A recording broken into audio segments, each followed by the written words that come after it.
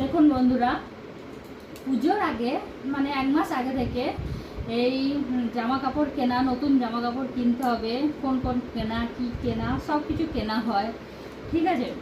তারপরে আবার পুজোর সময় খুব ভালোভাবে মানে জামা কাপড়গুলো পরা হয়, নতুন জামা মানে বের করে করে পরা খুলে বেশ ভালোই লাগে, ঠিক তাই না? বেশ 5 দিন ভালোই এনজয় করা হয় জামা কাপড় পরে নতুন নতুন।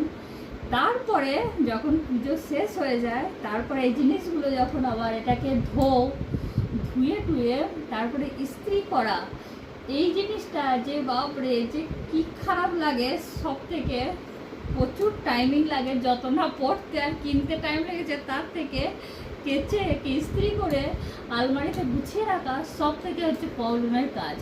আর সব থেকে বোরিং কাজ হচ্ছে কি না, ইস্ত্রি করা। ইস্ত্রি করতে গিয়ে যে কি বোরিং লাগে সে আর বলার কথা নয়, কিন্তু কিছু করার নেই, ইস্ত্রি তো করতেই হবে সবাইকেই, তাই সবাই এটাকে না করলে নয়, সেই জন্য ইস্ত্রি করা না চলবেই না। চলুন আমি এবার ইস্ত্রি করে নিই জামা কাপড়গুলোও, আবার পরে দেখা হবে, টাটা।